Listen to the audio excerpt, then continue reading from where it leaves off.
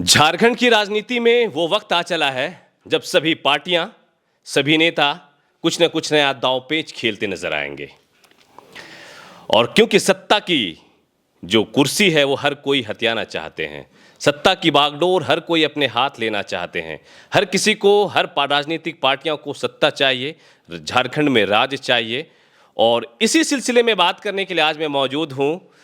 भाजपा के साथ अलायंस में है आजसू पार्टी और आजसू पार्टी के जनरल सेक्रेटरी, केंद्रीय महासचिव और झारखंड के मशहूर और मारूफ सोशल एक्टिविस्ट खालिद खलील साहब बिल्कुल इनके रांची के आवास पर हैं। चुनाव नजदीक है, इसी टॉपिक पर बात होगी। आने वाला जो विधानसभा चुनाव है, ये कार्यकाल अपना पूरा हो रहा है झारखंड की सरकार का।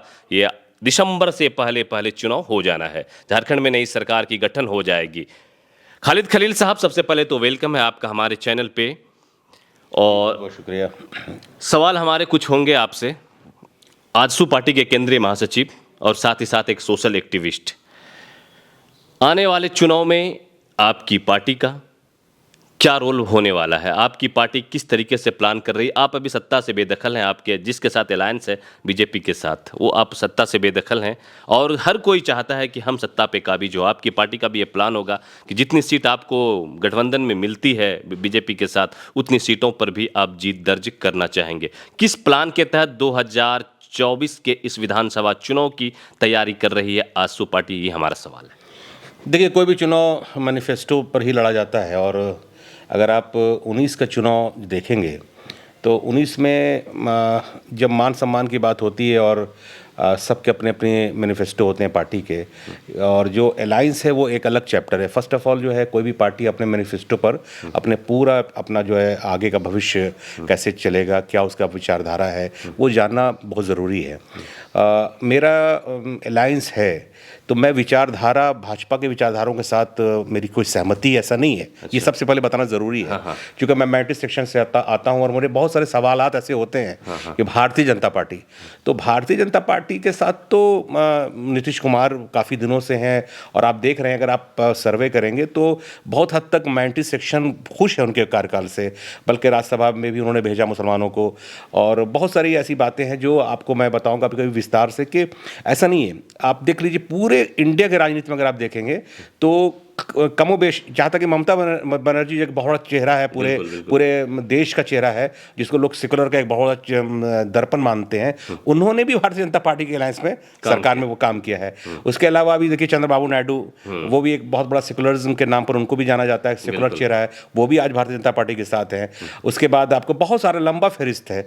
आपको यहाँ पर बहुत सारे, हेमंत सोरेन जो हमारे मुख्यमंत्री हैं, जिनसे हमारी direct neck to neck fight है, हेमंत सोरेन भी नहीं कह सकते हैं वो, हालांकि वो जाते हैं और हमारे न्यू जनरेशन को बताते हैं कि ये सांप्रदायिक शक्ति है, ये सांप्रदायिक शक्ति है। तो भाई, जब हम आह भी करते हैं तो हो जाते हैं बदनाम, और वो कत्ल भी करते हैं तो चर्चा नहीं होता। ये सबसे बड़ी बात है। अगर आप अलायंस में हो किसी के साथ, आप अगर भारतीय जनता पार्टी के साथ हो, अगर आप नरेंद्र मोदी जिंदाबाद करते हो तो आप सेकुलर हो। और मैं तो अपने सुदेश महतो का नाम लेता हूं, क्योंकि मुझे झारखंड राज्य की ये पार्टी है, आंदोलन से निकली हुई पार्टी है ये पार्टी, आजसू पार्टी, ये झारखंड, प्योर झारखंड की पार्टी है। और मेरी क्या मजबूरी है? मेरी मजबूरी ये है कि अगर वो कांग्रेस के साथ है, राष्ट्रीय पार्टी कांग्रेस के साथ वो उनका अलायंस है, तो हम उनके कुछ कुछ मामलात में जब ऑब्जेक्शन इसलिए करते हैं कि जो वादे करके वो आए, वो कोई वादा उनका पूरा नहीं हुआ। इसलिए अभी 24 में हमारा जो अपना जो मैनिफेस्टो होगा, कुछ ही दिनों में पार्टी का मैनिफेस्टो बन रहा है, तैयार हो रहा है, तो उसमें भी हम लोगों ने, अगर सबकी बात हो रही है तो चूंकि मैं भी मैट्रिक सेक्शन से आता हूं, तो मैं ये बिल्कुल बताना चाहता हूं कि मैं जहां भी लड़ूंगा चुनाव अलायंस में, मेरी प्राथमिकता सबकी है। ऐसा नहीं कि मैट्रिक्स नहीं। अभी टिकट में भी आप देखेंगे कि कौन टिकट किसको दे रहा है, वो मतलब नहीं है, लेकिन आजसू पार्टी मुसलमान को भी टिकट देगी। इसलिए उसमें खालिद खलील साहब का नाम होने जा रहा है? ये पार्टी का निर्णय है। खालिद खलील का नाम है कि नहीं, ये मैं नहीं जानता, लेकिन पार्टी अगर ये आदेश करेगी कि आपको चुनाव लड़ना है तो निश्चित रूप से मैं लड़ूंगा। पार्टी आदेश करेगी नहीं, चुनाव आपको जिताना है, तो चुनाव जिताने का काम करूंगा। लेकिन मैं ये जरूर कहना चाहता हूं कि आप पूरे 5 साल के कार्यकाल में जितने भी वादे वायद हुए, अभी आप बताइए, मैं 2-3 सवाल आपसे करना चाहता हूं, क्योंकि मैं जिस समाज से आता हूं उसमें एमएसडीपी एक बहुत बड़ा योजना है सरकार का, जो संथाल परना में ही उसको बिल्कुल उसको दिखना चाहिए कि एमएसडीपी की योजना चल रही है। सबसे बड़ी बात है कि मैटी कमीशन हम लोग 5 साल से बोलते आ रहे हैं लगभग कि मैटी कमीशन बनना चाहिए। अभी है जब अब लास्ट आवर में अभी 2 महीने पहले मैटी कमीशन बना, आखिर क्या मजबूरी थी उन्होंने नहीं बनाया। लास्ट में तो बहुत सारे काम हुए। ये मैं ये 4.5 साल तक जो है पहले अपना पूरा काम कर लो, 4.5 साल तक अपने आका लोगों को खुश कर दो, और जब 3-4 महीने रहेंगे तब ये योजनाएं आएंगी, ये मैया योजना, ये सारे बहुत सारी योजनाएं जो ये देख रहे हैं हम लोग, ये क्यों नहीं उन्होंने 4.5 साल पहले, ये सवाल मैं कर रहा हूं कि 4.5 साल पहले क्यों नहीं किया आपने? आप 4.5 साल पहले आपने नहीं करके अभी किए आप, जब अब मरणोपरांत है, अब ये आने वाले नहीं है, अब ये आईसीयू में है, जो भी जितने भी दिन है, 2 महीने 3 महीने का वक्त है, ये सरकार आईसीयू में है, और आईसीयू में जाने के बाद जब कोई भी जाता है तो उसको फिर वो जिंदगी याद आती कि मैंने जो जिंदगी जी है, वो जिंदगी में मेरी कहाँ पर गलतियां हुई है, कहाँ पर क्या हुई, वो ऐसा लगता है। अगर वो बच गया तो लगता है कि अब हमें अच्छा काम करना चाहिए, लेकिन फिर वो बच गया, फिर वो गलत काम करते हैं। लेकिन ये आईसीयू में ये सरकार है, और मैं ये बता दूं आपसे कि निश्चित रूप से इन्होंने अभी मॉब लिंचिंग का मामला है, आप पता कर लीजिए, आप मॉब लिंचिंग, बहुत ज़्यादा मॉब लिंचिंग हुआ, मॉब लिंचिंग पर कोई ठोस कानून नहीं बना। हमारे एक बड़े चेहरे यहाँ पर के पाकुड़ विधानसभा से जीत कर गए, और वो सेकंड बल्कि बड़ा चेहरा पूरे झारखंड राज्य में सेकुलरिज्म के नाम पर एक सरकार भी बनती है। आलमगीर आलम साहब, मैं खुले शब्दों में कहना चाहता हूँ, उनको ग्रामीण विकास मंत्रालय मिलता है, वो देखिए आज कहाँ है, जेल में है, वो जेल में है। उन्होंने कभी मुसलमानों के बारे में नहीं सोचा कि मुसलमानों के बारे में, भाई आप मुस्लिम चेहरा, मुसलमानों के बारे में भी सोच ले कि मुसलमानों की इतनी बद से बदतर हालात है। ये लोग जो राजनीति कर रहे हैं वो सिर्फ डराने का काम करते हैं कि भाई ये गैर मुस्लिम है, इनसे बचो, ये लोग की सरकार आ जाएगी, हम तुमको कोई नहीं पूछेगा। ये सारी बातें जो हो रही है, ये सबसे हटकर एक नया वातावरण, एक नया मिजाज, हमारे जो मेरे वर्ग के जो युवा हैं वो बिल्कुल आकर्षित हैं, और निश्चित रूप से उनको ये बताना पड़ेगा कि आपके बारे में कौन सोच रही है। ठीक है, बहुत सारे घटनाएं ऐसी होती हैं जो ऑब्जेक्शनेबल हैं, बहुत सारे ऐसे मामला थे। हम आपको बता दें कि वफ़ वाला मामला भी आया, हो सकता है वो सवाल आप मुझसे पूछते भी, इसके पहले मैं जवाब आपको दे रहा हूँ कि हम लोग का निर्देश था, हमारा निर्देश था, और हमने कहा कि पार्टी का कोई निर्णय कि as a first of all हम अगर जिस कौम से आते हैं, तो अगर हमारे मजहब पर कोई भी उंगली उठाएगा तो मैं पार्टी में रहकर, हम लोग जितने भी लोग हैं, हम लोग उसका ऑब्जेक्शन करेंगे। पार्टी का निर्णय, पार्टी रखे अथवा ना रखे, लेकिन उस पर कोई समझौता नहीं होगा। हाँ, देश हित में जितने भी कार्य हो रहे हैं उसको अप्रिशिएट करना चाहिए, चाहे खालिद खलील हो, चाहे आप हो, चाहे कोई भी हो।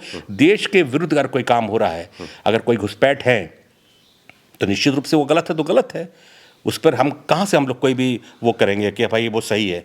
एक सवाल मेरा यहाँ पर ये होगा, पिछले 4.5 पौने 5 साल गुजर गए इस सरकार को, अलायंस की सरकार को, महागठबंधन की सरकार को, खालिद खलील के नज़रिए से कहाँ पाते हैं, क्या कुछ रहा पिछले 5 सालों में इस सरकार ने, अगर आप अपने नज़रिए से देखें, फिर अंतिम में आकर अभी मैया सम्मान योजना हो, गरीबों का जो बिजली का बिल है वो माफ़ किया जा रहा है, ये सब चीज़ को अगर देखकर क्या लगता है आपको, कितनी कुछ तब्दीलियाँ हुई हैं, या फिर सिर्फ आखिरी वक्त में लॉलीपॉप दिया जा रहा है? देखिए, अभी हज़ारीबाग ज़िला में एक बहुत मॉब लिंचिंग एक हुआ, हाफिज़ साहब का मॉब लिंचिंग हुआ, और उस मॉब लिंचिंग में यहाँ से राज्य सरकार, उससे पहले तबरेज़ का हाँ, तब नहीं, सबका मैं एक तरह से बता रहा हूँ आपको कि जितने भी मॉब लिंचिंग हुए, कोई भी मॉब लिंचिंग में इन्होंने किसी भी इनके सरकार में बैठे हुए लोग, चाहे कोई भी हो, कोई भी जाकर उस परिवार से नहीं मिलता है। मैं आपको बता देता हूं कि चाहे वो इनका मामला हो, चाहे आप देख लीजिए शर्मसार करने वाले हालात हुए जब किसी बात को लेकर प्रोडक्शन करते हैं, जुमे का दिन होता है और पूरे राज्य की सबसे बड़ी राजधानी रांची में सबसे बड़ा वो एरिया जिसको मेन रोड कहते हैं, मेन रोड जो एकरा मस्जिद का जो एक समझा जाए तो एक मुस्लिम प्लेटफॉर्म की तरह वहाँ पर लोग वहाँ पर सब रहते हैं और काफ़ी बड़ी आबादी है पीछे साइड में। तो वहाँ पर ठीक है, लॉ एंड ऑर्डर गड़बड़ाया, कुछ भी हुआ, वहाँ एक मुदस्सिर बच्चे को गोली मार दिया जाता है। मैं पूछना चाहता हूँ, सरकार से सवाल करना चाहता हूँ कि मुझे बताएं, जज्बात में आने की जरूरत है। मैं नौजवानों से भी कहता हूँ, आप जज्बात में क्यों आते हो? आप उनसे पूछो कहाँ है वो मुदस्सिर के हत्यारे, कहाँ हैं जिन्होंने, पुलिस ने जो गोली चलाई, उस पुलिस को सजा मिला कि नहीं मिला? क्या ये सवाल करना क्या सांप्रदायिकता का को बढ़ावा देता है? अगर आप लॉ एंड ऑर्डर में आप अगर ये हेमंत सोरेन की पुलिस ने गोली चलाई तो सवाल किससे होगा? सरकार में आप बैठे हैं, सवाल आपसे होगा। मुदस्सिर को आज तक उसके परिवार में जाने का काम ना किसी मुस्लिम रिप्रेजेंटेशन ने किया, ना गवर्नमेंट किसी लोगों ने किया, और ना ही कोई पैसा देने देने का काम किया, ना कोई नौकरी देने का काम किया। ये सवाल अगर करते हैं, माने जुल्म के साए में लब खोलेगा कौन, और हम सब नहीं बोलेंगे तो फिर बोलेगा कौन? बोलना तो पड़ेगा। और अगर बोलने पर अगर आप मुझे चिन्हित करते हैं और कहते हैं नहीं, मैं जबान है तो मैं बोलूँगा। और इसलिए मैं कहना चाहता हूँ कि जितने, चाहे वो महगामा में विधानसभा का नेतृत्व कर रही हैं आज के दिन में मंत्री हैं, कितने इतनी बड़ी आबादी वहाँ पर भी अल्पसंख्यक की है, वहाँ आपने क्या किया? वो सवाल वहाँ के लोग कर रहे हैं, उनको भी जवाब देना पड़ेगा। बहुत सारे ऐसे लोग हैं जो सेकुलरिज्म के नाम पर मुस्लिम का वोट लेते हैं, तो आखिर कहाँ जाएंगे हम लोग? कहाँ जाएंगे? हम लोग भी तो राजनीति कर रहे हैं।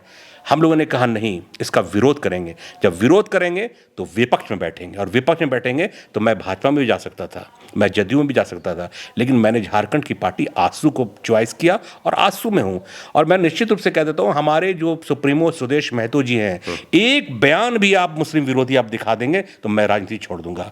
आज तक उनके ज़बान पर वो बल्कि कहते हैं, जब मैं चलता हूँ उनके साथ, वो कहते हैं कि खालिद भाई मेरे साथ मैंटिस आते नहीं हैं, लेकिन उनको आना चाहिए, क्योंकि पॉलिटिकल अवेयरनेस की कमी है, जागरूकता की कमी है। आप आओ, आने के बाद देखो, हम लोग भी कुछ करना चाहते हैं, हमारे भी प्लानिंग है।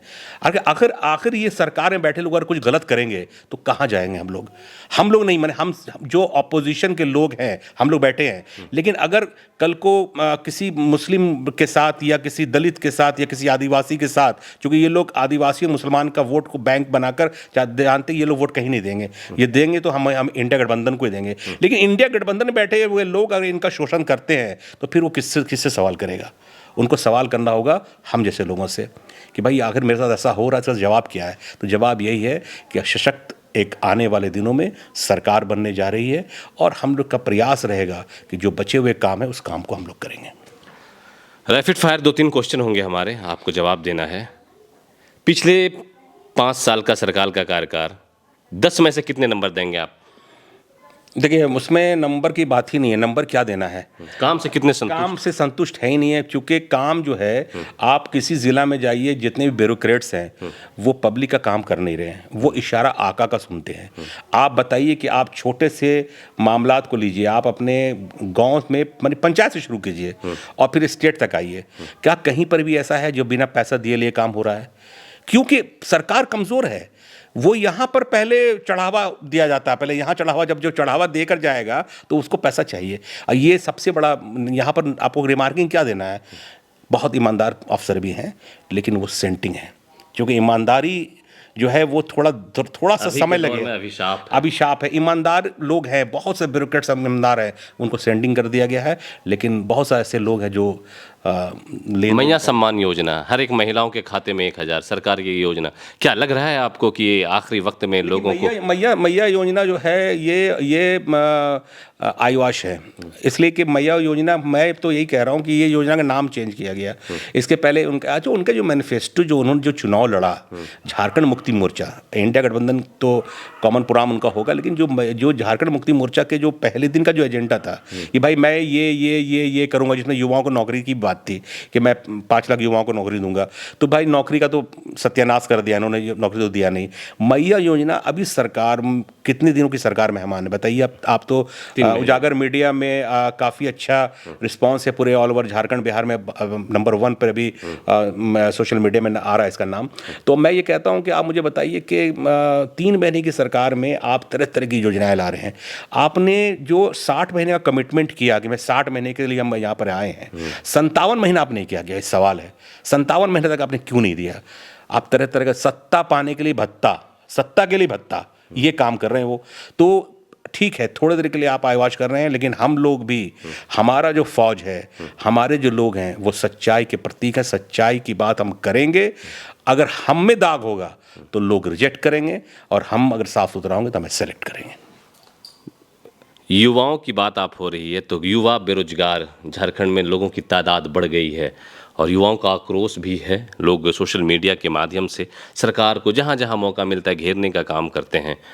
तो युवाओं के लिए आखिर सरकार ने युवाओं को ऐसा क्यों बेरोजगार छोड़ दिया, उसके लिए कुछ योजनाएं, कोई वैकेंसीज आनी चाहिए थी, वो सारी वैकेंसीज नहीं आई और युवा इसी तरीके से भटक लेकिन रहे। 2 दिन से नेट को बंद करा के वो ले रहे हैं एग्जाम। ये सब तो एहतियात, जितना प्रयोगशाला सारा झारखंड में ही है ना, तरह तरह का प्रयोग करते हैं ये लोग। अब आप बताइए कि ये क्या है, ये सब भी आप जो देख रहे हैं, जितनी भी तरह तरह के काम जो हो रहे हैं, तो आप ये मान के चलिए कि इनके पास कोई मोबाइल का नेट बंद था, वाईफाई चल रहा है। वाईफाई चल रही है, विजन नहीं इनके पास है, विजन का बहुत अभाव है। तो मैं ये कहता हूं कि अब तो नौजवानों को सवाल करना होगा, नौजवानों को ये बताना होगा कि तुम अगर हमारे पास आते हो, चूंकि आपने मौका दिया। मैं क्या कहता हूं, अपने माइनॉरिटी सेक्शन के लोगों से क्या कहता हूं, मैंने कहा आपने मुझे वोट नहीं दिया है, आपने एनडीए को कभी गले नहीं लगाया है, आपने हमेशा इंडिया इंडिया इंडिया या यूपीए, अभी इंडिया भी हुआ है, यूपीए गठबंधन को दिया। अगर आप जिताते हो दीपिका पांडे को, तो सवाल दीपिका पांडे से करोगे। अगर आप जिताते हो आलमगीर आलम को, तो सवाल आलमगीर आलम से करोगे। आप अगर जिताते हो प्रदीप यादव को, तो प्रदीप यादव सवाल करोगे। आप अगर जिताते हो इरफान अंसारी को, तो इरफान अंसारी से करोगे। तो ये सारे लोग जो जीत कर जाते हैं, तो सवाल तो उन्हीं से, क्योंकि कर्जदार हम नहीं है। मेरे पास कौन आता है, बैंक वाले अगर आते हैं, जो हम कर्जा लेते हैं, हम अगर डिफॉल्टर होते हैं तो बोलते हैं भैया आपका हम गाड़ी सीज करेंगे, आपको हम किसी वक्त भी गाड़ी सीज कर लेंगे। तो जब, एक उदाहरण दे रहा हूं, जब आप डिफॉल्टर हो जाते हैं, तो एक बैंक का छोटा सा अधिकारी भी आपको धौंसा कर चला जाता है। इतनी बड़ी आबादी, पूरे झारखंड राज्य में 65% से ज्यादा आबादी नौजवानों की है। ये नौजवानों का दायित्व है कि सवाल करे सरकार से। और अब तो आ गया मौका, 2 महीने के बाद तो ये लोग आएंगे, सारे लोग आएंगे जिसका मैंने नाम लिया है, चाहे मिथिलेश ठाकुर हो, चाहे जितने भी बड़े बड़े जो अपने को जो पगड़ी बांध कर जो मज़ारों पर चादर चढ़ाने आए हैं, उनसे पहले ये पूछना चाहिए कि आप आइए, वेलकम है आपका, आप आए हैं, मुबारक जगह आए हैं, बिल्कुल आप दुआएं कीजिए, सबके लिए दुआ कीजिए। लेकिन ये भी सवाल करना पड़ेगा हर सबको कि भाई आप जो क्या क्या काम किए हैं, काम तो कुछ किया नहीं, अब बोलते काम करेंगे, एक बार और मौका दीजिए। तो इसलिए हम भी उसी जले हुए हैं। और अब यही है कि जो खून बहा है, जो मेन रोड में खून बहा हो, चाहे हाफिज साहब का खून बहा हो, चाहे ये लोग जो हैं, सरकार से सवाल इस शेर के साथ कि खून मजलूम का नाहक ये बहेगा कब तक। अरे वाह, खून मजलूम का नाहक ये बहेगा कब तक। खून तो खून है, ये खून ही तूफा होगा। खून तो खून है, ये खून ही तूफा होगा। और जुल्म तो जुल्म है, इस जुल्म के बदले जालिम। मैं जालिम किसको कह रहा हूं? जुल्म करने वाले को। जुल्म तो जुल्म है, इस जुल्म के बदले जालिम। तू भी उजड़ेगा, तू भी उजड़ेगा, तेरा चाक गिरेबा होगा, तेरा चाक गिरेबा होगा।